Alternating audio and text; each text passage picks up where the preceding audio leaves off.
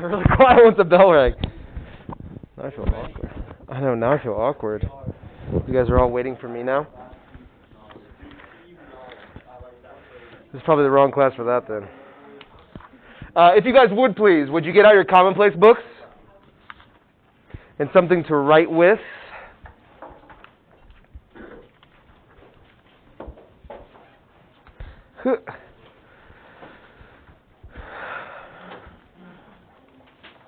Yeah, of course. Oh, sorry. I swung that at you.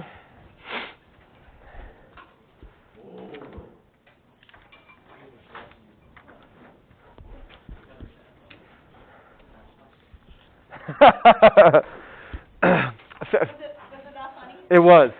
It was that funny because that was a rule that we went over on the first day, right? I recall that suggestion, yes. The suggestion, yes. I mean, basically all rules are meant to be broken anyways, right? Period. I mean, one of my life motto, I think, like on that Proust questionnaire, like what is your life motto? I think mine would be always ask for forgiveness, never permission. I mean, that's why I run my class. If I do something wrong, it's like, oh, sorry, Mr. Trujillo, sorry, Mr. Goodwin, like. Really? Yes, she definitely has. No, you know what she does? It just seems that she eats her unhealthy stuff during lunch, but then she eats like apples and that. I eat it consistently. I eat an apple every day. I've never seen you eat in class, or never noticed you eat. You're not here in the hallway, you just chop down on an apple. I don't. That's very unhealthy. Like, it's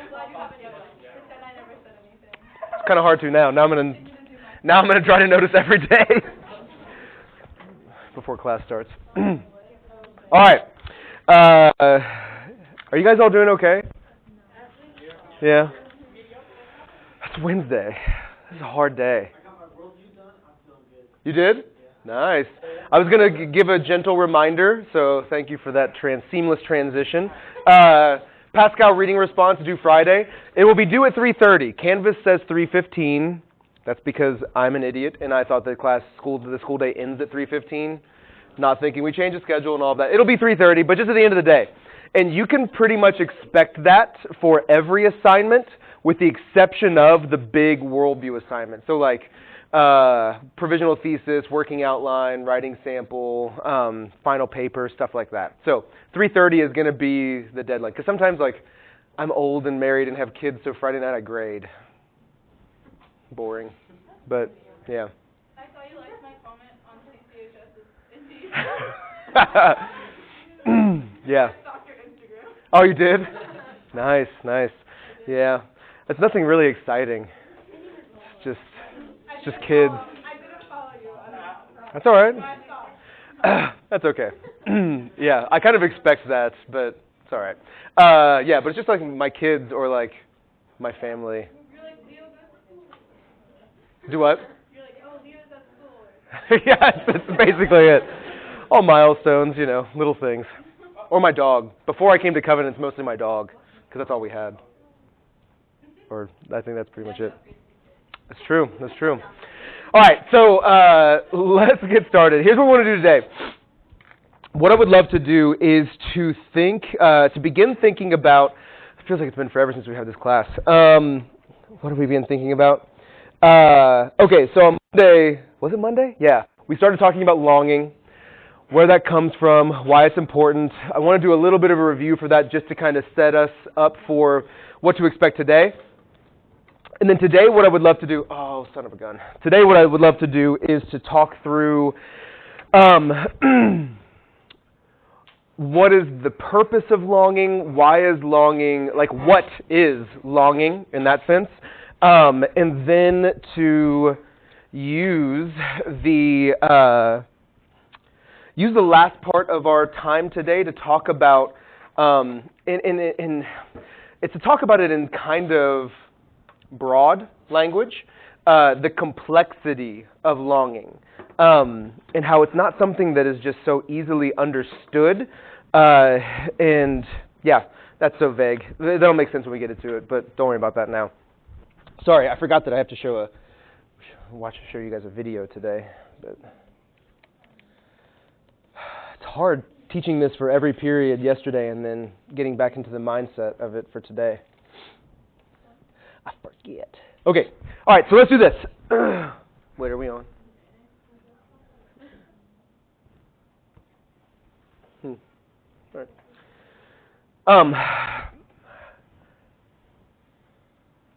What produces our longing? Where does our longing come from that we talked about on Monday? Yeah. Oh, I didn't know if this is what we talked about, but I was going to say desire. It does come from desire. I think that longing and desire are two sides of the same coin. They are similar in that they want something they do not have, or they have yet to obtain, but different in the, maybe like the proper ends, or like the proper object of them. So yeah, I think that it can come from that, or it can be similar to that in some way. But on Monday, we talked about this really specifically, this idea, maybe this tension. Where does longing come from, according to what we talked about on Monday? This is where commonplace books might be important. Oh, shoot, I forgot to pray. After this question, I'm going to do that.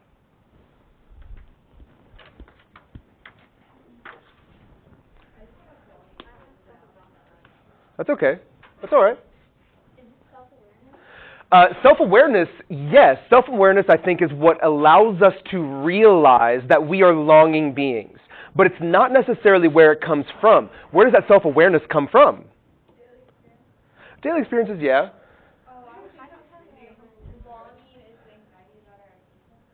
Yes, longing is that, so we gave that quote about our anxiety of like daily existence and anxiety of existence, right? But what is the anxiety of our existence? Where does that come from? We talked about this tension that Pascal talks about. Yes, the duality of man. That is the most important thing that you will hear from this entire section, or this entire topic, is that we are dual by nature. So Nicole, what is that duality? Yes. That from our experiences, we gather like two really sure things. We are completely like flawed. We don't always make the right decisions. Pascal refers to it as our wretchedness. But also that we have like this really significant value. We have this greatness within us. Because we do sometimes make right decisions, and we make good decisions, and we're good people, right? So there's this wretchedness and this greatness. Those two things are in our daily experiences, kind of what we're getting at, are always in tension with each other. And that the key to understanding our daily experiences is what Becca had said, which is self-awareness. That our self-awareness really is just understanding, like that Pascal quote, that the tree doesn't understand his greatness until he understands what? That he's wretched. Right?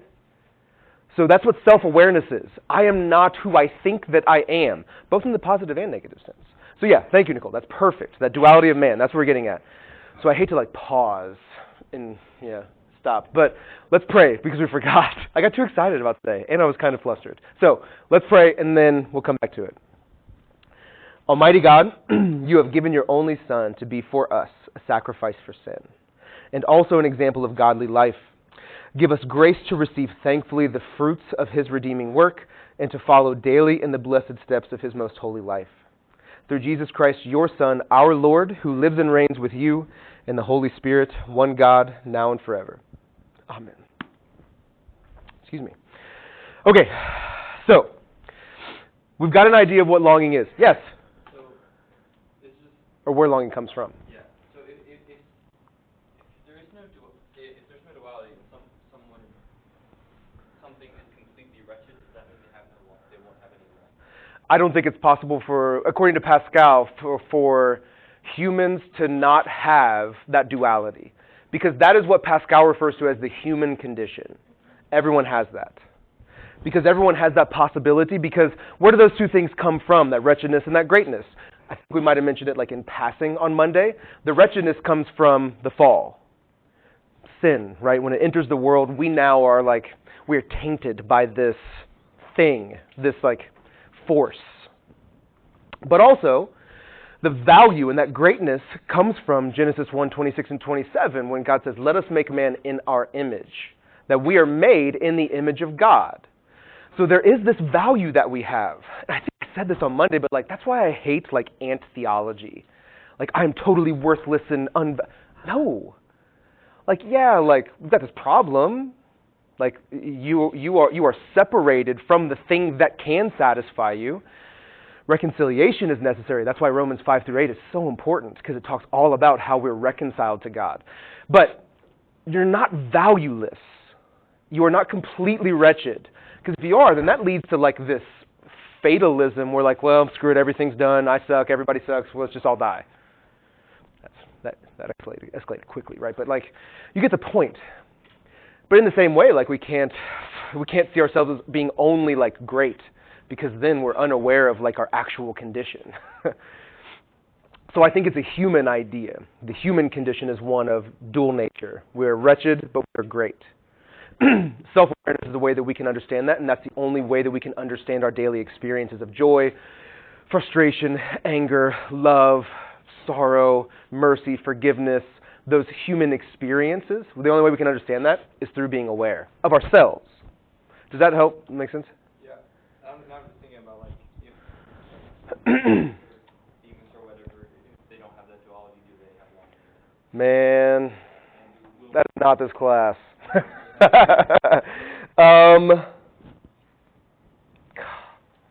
gotta be honest, I don't know. Because angels and demons are created beings, so they are not gods. They're just a little higher than humanity, right? In like that order of creation. I don't know. I can't even venture down that without spending the next 20 minutes thinking through it. That's a great question, though. Yeah. I'm trying to think of ways if I can like think about summarizing a thought that's going through my head, but I don't think it can happen. Maybe in a meeting we can have that conversation and sign up for that. We could spend a little more time. That's a great question. Yeah. Okay. We gotta move on. Because I keep thinking about it now, and that's like, no, it's okay. In short, no, I would say, because they don't have like the normal human experience, because theoretically, angels and demons are already on one side. And so that duality would presume that there is a possibility that demons could be saved, angels could fall. That has already happened. See, I don't even know if I agree with that. But I think that that's initially like my first response, what I would say with that. But I don't know if I agree with it. That's a great question, man. Yeah, but different class. Ask Hingy. He's like the Revelation guy and Angels and Demons, and he'd probably want to talk your ear off about it. So let's start with this. If we now know what the source of our longing is and like where it comes from, the question I might offer is like, what is the purpose of our longing? That's not this question, but it gets to it. What's the purpose of our longing? Why do we long, as in like, what does it do to us, or what does it do for us? What is the purpose, rather than why and like the reason? So maybe that's just a way of saying, what is the purpose of our longing? Like, what's the end goal of our being longing? Like our human condition, human nature as one of longing. It's kind of a summary also of what we've talked about on Monday, but might not have used these exact words. Yeah. Well, I'm kind of thinking about this like in music, you have chords that do different things. Like one might be a transition, or one, and so there are a lot of them that are like tension chords, and then what you're supposed to do with those is resolve them, and so it's like looking forward towards this resolution. I have no idea what you said about music, but I like the word of resolution. I mean, that was above my pay grade. I'm sure it fit perfectly, and that's a great illustration. But when you said tension chord, I just kind of was dead behind the eyes and like looking at you, making sure you didn't feel invalidated. Because I know what you're saying. But I like the idea of like you have to resolve it, which I think that's what makes that a good illustration. Is that our longing needs to be resolved. How do we resolve it? I think that we find happiness. We find selfhood, like what we talked about on day one, right? We find deep, sustainable joy. And so the question isn't, do we long, how do we long, whatever else. It's, what is the object of our longing? That's the question that we're really like thinking through for the next day and a half. Next day and a half or so, okay? The purpose of our longing, selfhood, happiness, satisfaction. So let's start with this question to kind of get us into some of the different rabbit trails that we want to talk about with longing. This is a terrible way of wording this question, so don't read what's on the board. I'm going to give you this in a statement. I tried to be like summative, like I tried to summarize it, and it just didn't work out well, and it's more confusing than anything. So let me give you the statement.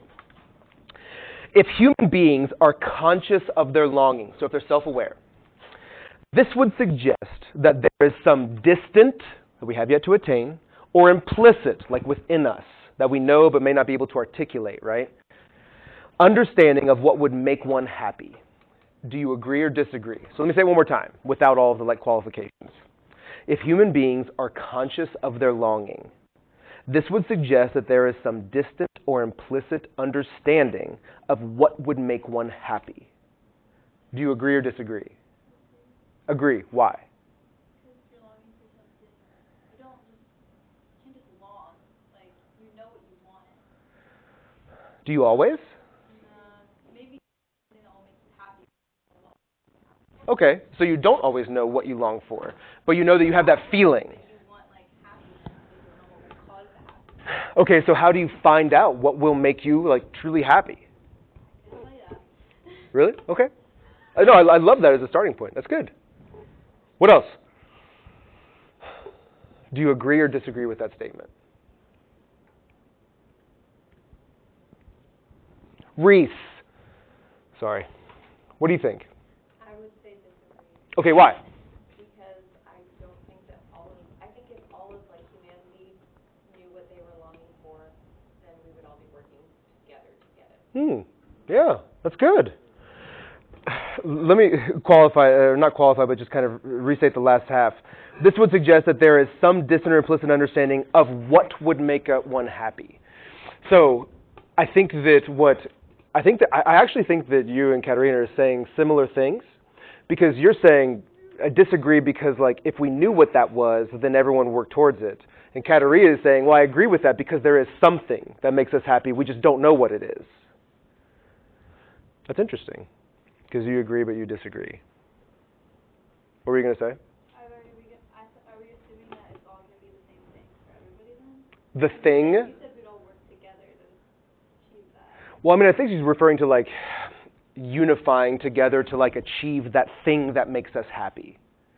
So maybe it is just like one thing rather than a lot of things. It's going to be different for like different things make different people happy. I think that's true.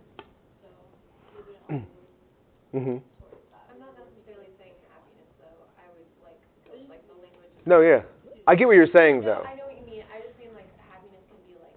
I totally agree that like different things make different people happy. But I feel like if we're thinking like the object of peace, sustainable joy, or even just contentment as a value, Mm-hmm. I feel like that would be something that hopefully as humans we could all find the same. Okay, so let me ask this in a way that kind of tries to connect, because I think this question might connect your 2 points to show that you're actually saying the exact same thing but from different ways or from different like perspectives. But I also have no clue this might bomb. So just work with me through his. What do we mistake as happiness sometimes? Like what are some of the things that we mistake as happiness? Pleasure. Okay, pleasure. How? Like what is it about pleasure that we make the mistake of like that it actually makes us feel happy, but it really doesn't? Like how do we make that mistake, or what is it about pleasure that causes us to make that mistake? Yeah, the word that I would think of is it is momentarily enjoyable. So like pleasure is right, like to say that, like if I were to say that I would disagree with this statement that there isn't something out there that makes me happy. If I ate a meal, if I was craving a meal, like if I was craving like Ruth's Chris, I eat it, I never want any more food ever again. That I'm happy. That's not a reality, because the next day, maybe like at breakfast, maybe if I eat too much at lunch, I still like have another craving for food, maybe not a specific type of food. So that craving is still there. So it made me happy, but I also want something else to make me happy the next day, right? And also, a lot of times you can like say like when we're depressed or like anxious or something, we feel like good of food because it's fun to eat. But then with eating, like, I'm full, but I'm still happy, so I'm going to try and eat more. But it's just not. Yeah. You think that would be fun to like overeat in that sense, like just to continue, or like when you're trying to like fill something out? No, that's okay. I was gonna say the overeating, like that's a form of like addiction in that sense, or distraction, where like I am going through something, I eat to make myself like not worry about that, or to make myself feel better. Yeah, because like food has that possibility of like it actually like I don't feel well, and now I'm just heaping on this like sadness because now my stomach hurts. I feel like I'm gonna vomit, and all these other things. Yes, absolutely. But you always crave more. So maybe like pleasure, and I would say pleasure of any sort, like food, yes, sex, alcohol, having good conversations with friends, right? Like all of those things can give us that momentary pleasure, but we all desire it more a certain amount of time after it's done, right? That want is still there. That longing is still there. Yeah, that's good. What else? What else do we mistake for happiness? Does this have to do with the whole distraction and topic y'all were talking about, like the guy whose son died is still working because he needs something to take his mind off it? Like, does that feed into that? Because that sounds kind of like, especially when you've got like you're eating to distract yourself from whatever is stressing you, or you're drinking alcohol to numb yourself to your circumstance. Mm-hmm. Does that tie into that? Yes, but we're going to talk about distractions specifically tomorrow. But it is one form of it. What I think I'm trying to distinguish between is like, what do we actually like? So I think that in craving things, we realize that we long and that we want something. It starts with food, but then if you like, maybe food is like this inner circle, and it's like the easiest thing. It's the low-hanging fruit. And then you like really, maybe I'll just use the word that we used Monday. You really begin to like reflect on your life and like self-reflect, and you become more self-aware, and you realize that as you go into like the outer circles of that like concentric circle, you realize that the way that you approach food, if it gives me pleasure in that moment and like that satisfies, but I still want more, but I like that satisfaction, that you realize that in your perspective of school has that same thing. I'm satisfied by the A that I get on that paper, whatever else. In your relationships that you have, in your families, the relationship you have with your families, do you see where I'm going with this? Like anything else. That is different than seeking distraction, because I think distraction is a way that we do not actually engage with like the things that make us happy because of whatever other reasons. We'll talk about those reasons tomorrow a lot more. But I'm saying more of, I think that we know that there are things out there that make us feel good and feel happy. And sometimes those things that make us feel happy and feel good, they don't make us feel good wholly. But at the same time, like, not wholly, completely or perfectly. But at the same time, as Reese said, we know that we will always continue to want. So what is it that we actually want when we can't stop wanting? Because that longing never goes away. I'll talk about this in a little bit, but like even after you have like faith in Jesus, you still long. So like Jesus fully satisfies, but even his full satisfaction is only in part, because we're still on this side of the second coming. Paul refers to it as the already, not yet. We're still on the not yet part, right? So, and we'll talk way more about that because that's like a really big thing, and I'm not saying that Jesus doesn't satisfy me, right, or satisfy us, but we still have like these desires. But so I'm more talking about what is it that we mistake for that, or what is it that when we encounter them through experience? Because the question I asked you, Katerina, of how do you get to the point of knowing that there is something that like satisfies you or makes you happy or gives you that deep sustainable joy? I think for a lot of like trial and error sometimes. Like, well, I tried that relationship, that didn't work. Let me try this one. I tried that relationship, that didn't work. Do you see what I'm saying? Not us. Freshman year, this is a lot of people. Not just y'all, but like people, humans. Freshman year, you like find someone that you're attracted to, and you're like, oh, I can find meaning in them. And then you realize that like you actually hate each other, and then like you switch and you just like trade with people and start dating someone else, right? Like, that's freshman year. That's every freshman class that I've ever seen come through here. Like 50% of the freshman class, just like tradespeople they date. So, I don't think that comes from a place of like wanting to like find a wife or a husband. That comes from a place of there is this like really profound, deep longing that you have because you're freshmen in high school and you have no clue what the crap you're doing. And so you're trying to fill that and find that satisfaction in some way. What that ends up happening is showing us two things. One, that we know that there's something out there that does because we have these moments of happiness. There's got to be something that fulfills that completely. So we desire this happiness, but not one that is contrary. I need to use a different marker than black. This doesn't erase very well. But not one that is contrary to reality. Teachers, pardon the interruption. Seniors in B lunch with last names J through R, please come to the library for school pictures. Seniors in B lunch with last names J through R in the library. So not one that is contrary to reality or contrary to reason. Not one that is false. So the thing like pleasure. Pleasure is a good thing. We'll talk about that later. Like, pleasure is great. But if that's the end of your longing, if that's the thing that you look to satisfy and fulfill and like give you selfhood and personhood and joy, then you'll always be disappointed. Because it only lasts for a little bit. And even then, most of the time when you partake in that, you usually feel worse afterwards. That's another point. But one that is not false. So let me ask you this. Another way of asking that question of what do we mistake as happiness is, what do we usually accept as like false happinesses, or what are some examples of false happiness? Maybe not even from your life, but like the best way I think, and the thing that we're going to talk about near the end of class, like probably the last 10, 15 minutes is, maybe like 10 minutes, is art, like movies, books, literature, stuff, that's literature, music, stuff like that, which is really profound, which is why I gave you that poem. But we'll talk about that in a second. So false happiness. I think pleasure might be an example of that. What else? Yeah. Maybe like stability, so like stable lives, like, you know, financially or like family or like whatever, like it doesn't necessarily mean they're happy. Yeah, absolutely. Stability is one of those things. Like, that's the American dream, right? Is to have like no debt, you know, X, Y, Z, all of those other things. But then when like the market crashes, what is your life like? If you're like the thing that you find satisfaction and fulfillment in is stability, your life is in shambles because you're no longer stable. What do you do then? Where do you find happiness? Where do you find joy? Where do you find meaning?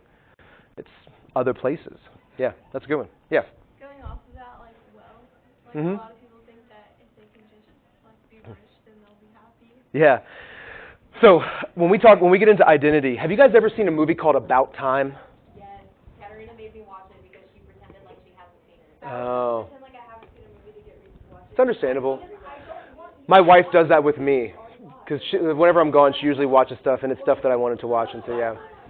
So About Time is probably one of like not my favorite movies, but it's like a really great movie. It has Domhnall Gleeson and Rachel McAdams in it, and it's about this guy who is like, he finds out that all of the men in his family can travel through time, back and forth, like into the past, into the future, all of that. And it's not like a sci-fi movie, it's a drama movie, but it just has this weird like fantastic realism, I think might be a way of putting it. But there's a scene in it where he's talking to his dad about like, what do you do with this like gift that you have? Like, you could just do anything. And his dad is like, I don't know, what do you want to do? His dad is Bill Nighy, and he says, Domhnall Gleeson, the son, says, oh, so what about like, first thing that comes to mind, obviously, like money. Go back in time and just like play the lottery and win. And his dad responds like, oh, that's a good one, that's a good one. Well, but it's not really great because people who try to find like meaning and like this like questions, like answers to life through money, usually are left with nothing. Your uncle did that and pointed to like a picture on the wall and was like, he used it for that, had all the money in the world, but he had no friends. Had no family, no one who loved him, died alone. And it's like, that's not a Christian movie, but it's just something that shows that like, when you have this amazing power, money doesn't actually give you happiness. Yeah, that's a great one. And also, like, I know this sounds cliche because we're in like Bible class talking about like, oh, hate money and stability and like all these other things. But I'm not even talking about like Christianity. I'm talking about as a human being. When you seek after these things as the end goal of your like longing, as the thing that will bring you happiness, it leaves you crushed. What about like movies and books and stuff? Have you guys ever seen the movie Bolt? Cartoon about the dog, right? My kids love that movie. That's false happiness, right? Because Bolt thinks he's in a TV show, or like the TV show that he's in he thinks it's the world, and he thinks that he doesn't realize that until he gets out and like tries to bark at the hamster, I think, but like it doesn't, like it's not the sonic bark, right? And so then he goes through this like depression, and then finds what like real joy and happiness is when he saves Miley Cyrus's character at the end of the movie from the fire. Like realizes that it's like he's just got regular gifts and like he's just a regular dog, but he can still do really great things. That's a perfect picture of this. What else? Yeah. It was just funny if by like books and literature and stuff, you're talking about us like project like wanting to be in them. No, like examples of longing, or examples of false happiness in literature. So I think of Bolt. I also think of like you guys will read Brave New World. Brave New World is a picture perfect of this. Like it's a perfect illustration of it. What's the other one? You guys have already read it. The Giver. Great example of this, false happiness. Also, I love in The Giver when it's like in the movie, I think it's in the book, it's been so long since I've read the book though, the world is black and white until the main character realizes that like emotions and stuff are a part of the human experience and they can actually produce joy. The world then turns like this like vibrant color. It's beautiful. Like that imagery itself is incredible. But that is about like this false happiness and how it doesn't actually make us happy. One other example that I'll give you is The Truman Show. Have you guys ever seen The Truman Show? So I want to show you guys this clip because the clip of The Truman Show is about this guy who was born in a bubble and they made his life a reality show. But he does not know that it's a reality show. Everyone else does. Everyone around him are actors and actresses, even his kids, even his wife. They've all been kind of given to him in this way. But the difficulty is that, like babies that are, I don't know. I'm not going to go to that. But it's a part of it. Also, it's a movie, David, so don't question it too much. Just go with it.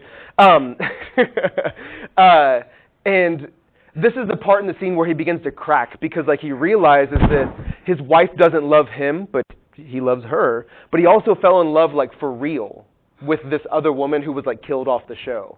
And he's like, not actually killed, but like just taken off the show. But she was like killed off the show, right? Like people are in reality shows. I don't know. Jim Carrey. And so this is a scene where he's having a conversation with his wife, who again is a paid actress, who, when he's like starting to crack, and he realizes like all of the happiness that he's actually had has been totally fake. And if you watch the whole movie, which I would highly suggest doing because it's on Netflix, the beginning of the movie, like the way that he interacts with people, you can tell that it's like a Chick-fil-A, like not to harp on Chick-fil-A again, but it's like a Chick-fil-A worker who is, oh, it's my pleasure, but they're dead behind the eyes. It's the same thing. You know, there are lines where he says, oh, have a good morning, and if I don't see you again, good afternoon, good evening, and good night. And it's like, it's painful because you know there's nothing behind it. So he's just living a lie, but he's living it because that's all he knows. It's comfortable, it's happy, so up to this point. But to him, isn't that like genuine happiness to him, though, even if it's actually fake? It is until he realizes that it's not actually making him happy. We'll watch this clip and then we'll see. This isn't a perfect clip for it, but it shows it. You're not well.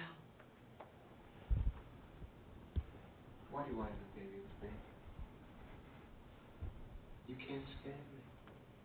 That's not true.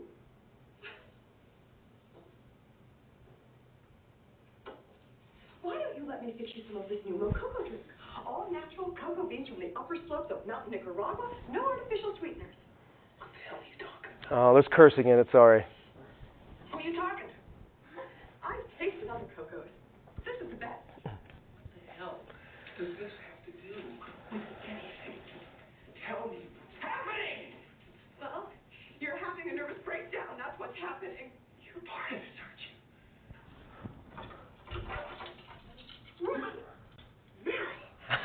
You are scaring me!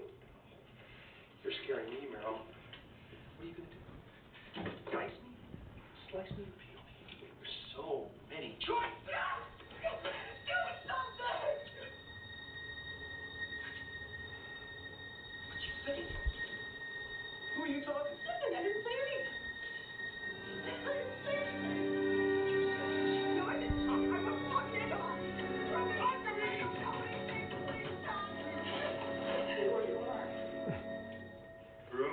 This is his best friend. Yes. Who always like shows up with a 6-pack of beer, like wanting to talk at like the perfect time.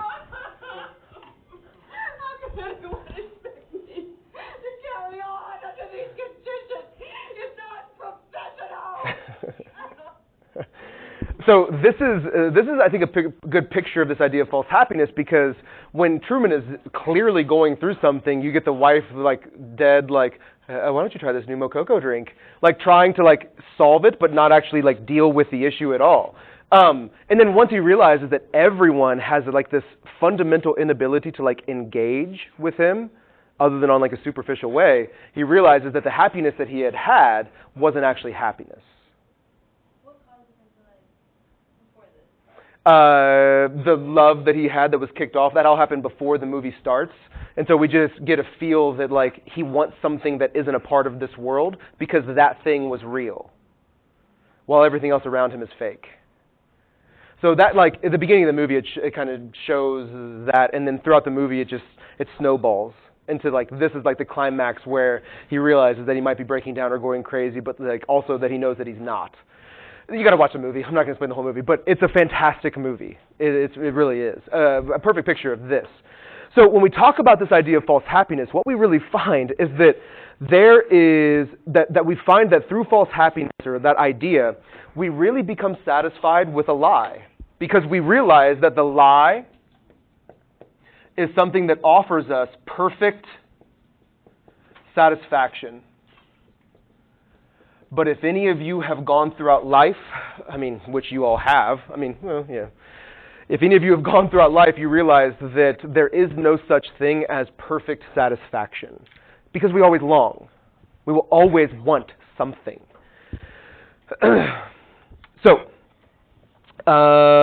But we never want a copy of it. We never a shadow of it.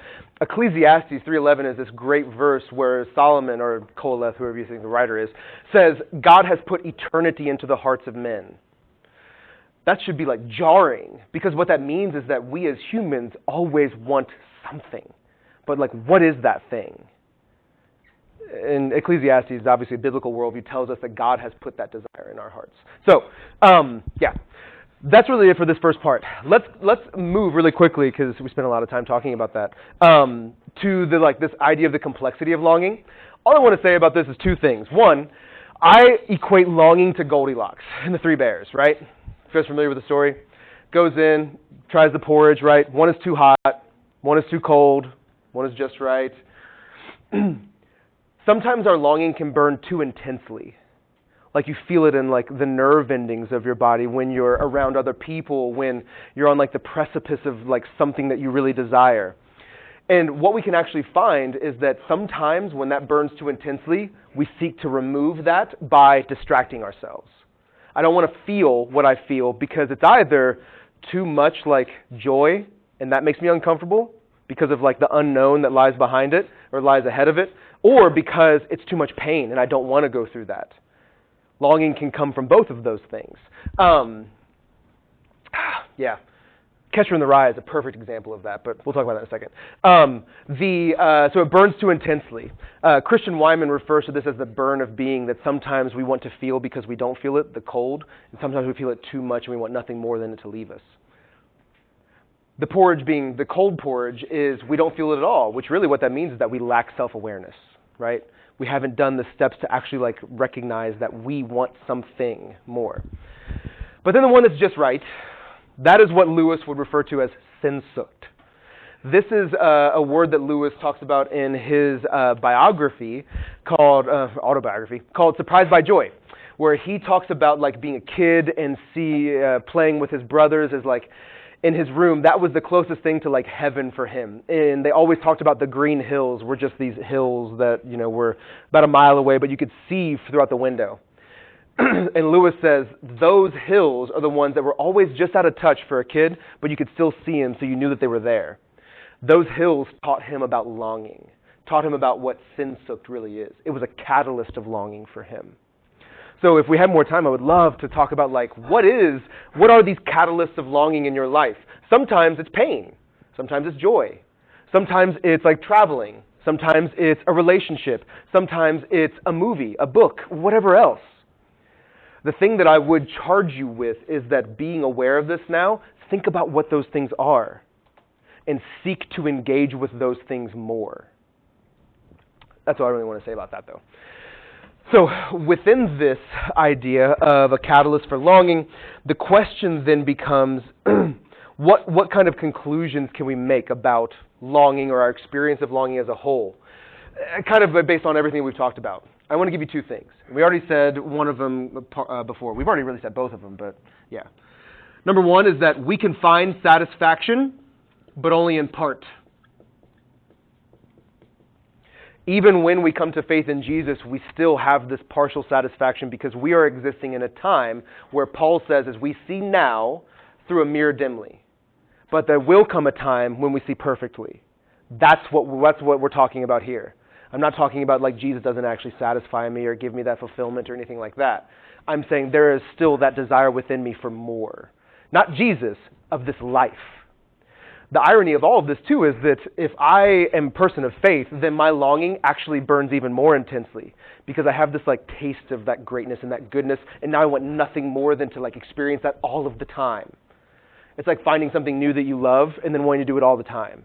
Yeah. Didn't you say there's a sense of longing in the Wizard of Oz because Dorothy goes from like, oh, I'm cool here in Kansas to I want to go somewhere that's not here, far away, and then she realizes that like everything she had at home is all she can ever want. Yes, absolutely. And it takes her, going to Oz and going through that whole story to like realize what she actually had is what makes her happy. When before it was, I want nothing more than to get out of Indianapolis. Right? Yeah, I think that's a perfect example of that. My goal with this is like partly for you guys to get the content and understand it, but two, whatever you engage with, movie, book, music, it is riddled with this theme of longing. You cannot miss it anywhere because it's in everything. All right? Because I think that longing for us, and I'd say this right here, is the best way that we encounter. Art is the best way that we encounter this idea of longing. Because we see someone else experiencing this and we connect with that in some really profound way, like maybe with Dorothy and the Wizard of Oz, or with Bolt, or with Truman, right? Like with any of these books. So we'll talk about that more in a second. Then the number two, and this is more of a quote, less of an idea, but it's one that's really significant. What do we, or I, do when, let's just say I. What do I do when I can't stop wanting? Oh, sorry. What do I want? Not what do I do. I'm so sorry. I'm sorry, guys. What do I want when I can't stop wanting? This is Christian Wyman from a book called He Held Radical Light. He's talking about engaging with art, but I think that this fits with the broader spectrum of our lives as a whole, with our lives as a whole. So the way that we encounter this, I think, particularly or specifically, is through art. This idea of what do we want when we can't stop wanting. Because we find that there are some things that don't give us that satisfaction that, like, lasts. But we also find that, like, art gives us language for that longing that we didn't have previously. Like, Wizard of Oz can give you that, like, oh, man, I kind of feel like I'm Dorothy in this. That moment is that connection. For me, it was Holden Caulfield in Catcher in the Rye. Read it in high school, hated the book because I didn't really care about it and didn't read it. But then I read it again when I was 21, and I was like, I'm basically Holden Caulfield. Like wanting nothing more. I don't have a brother that died. Like I was an only child. Like all of this, but the scene when all of his friends were terrible and he had all superficial friends. His family sucked and wasn't around him, and the scene where he calls the prostitute. It's like, oh, I'm going to have sex with this prostitute. Ugh. And then they get into the room and he's like, will you just, like, do you just want to have a conversation? Yes. Hi, I need Katerina Anderson, please. Great, thank you. It's because I called them and told them you ate my class, so you're in trouble. I would, because we got like 10 minutes left, if that. So the idea behind that is that, like, yeah, he wanted to just connect with people. He wanted someone to, like, listen to, and he had no outlet for his grieving in that sense. It's like, oh man, that's me. Like I never really understood that until I read Catcher in the Rye really and like felt what Holden Caulfield felt in that moment. When I was 21, I didn't like go and order a prostitute and like just say like, hey, let's have a conversation. Like that would be weird. But like I wanted that connection. I longed for that connection that Holden wanted. That book, now I read it every June. Like whenever school's done, like the day after the last day of school, I start reading Catcher in the Rye because it has been that much and that transformative of a book in my life. But it gave me language for what I was going through. It gave me the ability to actually like engage with it. That's what a lot of the books that you guys read in, especially this school, might actually do for you. Art best typifies our experience of longing because it puts our emotions, our feelings into this form. I think that when we talk about this, like, what do I want when I can't stop wanting, the thing that Katerina was talking about, and like wanting something but not knowing what fulfills, this poem gives a picture of that perfectly. So I want to read the poem really quickly, and then just one question afterwards, and then we'll probably be done because we're running out of time. So this is a poem called Hamlin Brook. It's a little bit longer than this. It's probably like 3 of these, but this is a section that I wanted to take out. So it starts. At the alder-darkened brink, where the stream slows to a lucid jet, I lean to the water, denting its top with sweat, and see before I drink a startled inchling trout, of spotted near transparency, trawling a shadow solider than he. He swerves now, darting out to where an afflict slew of sparks and glittering slit. He weaves through stream-bed rocks, disturbing foundered leaves, and butts then out of view. Beneath a sliding glass, crazed by the skimming of a brace of burnished dragonflies across its face, in which deep cloudlets pass, and a white precipice of mirrored birch trees plunges down toward where the azures of the zenith drown. How shall I drink all this? Joy's trick is to supply dry lips with what can cool and slake, leaving them dumbstruck also with an ache that nothing can satisfy. So, what's happening in the poem?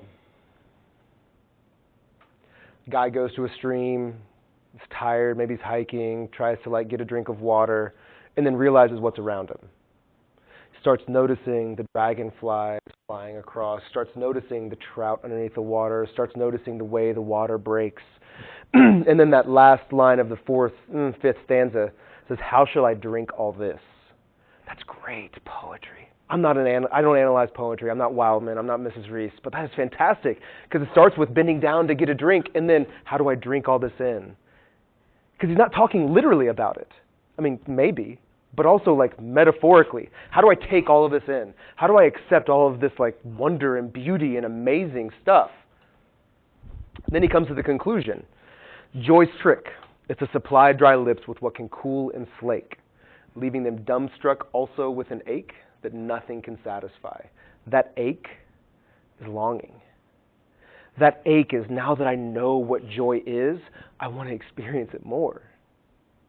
So when we ask this question of what do I want when I can't stop wanting, that is a human question that the Christian worldview offers us a great response to. Yes, it's Jesus, but also it's that your everyday experiences can lead to that. They are not the ends in and of themselves, but they are a means to that end. So the pleasure that we talked about, wealth, stability, friendships, families, school, everything else. Christianity doesn't reject that because it's the improper ends of our longing. The Christian worldview actually accepts all of that and says, no, those are good things, but only if they're in the right order. Only if they are not the thing that you try to find fulfillment in. Those are what C.S. Lewis refers to as signposts. It's like when you're driving down 465 and you see like, hey, Crawfordsville this way. That's what wealth and stability and happiness and friendship, and friendship and love and all pleasure and all these other things are. It's just something that is good that you experience, but it points to something else. So we'll talk way more about this tomorrow, but the deep irony of joy is that it does satisfy, but it always leaves us wanting more. Longing is something that we will always experience from birth to death. Let's stop there. Maybe a couple minutes early. Then tomorrow we'll talk about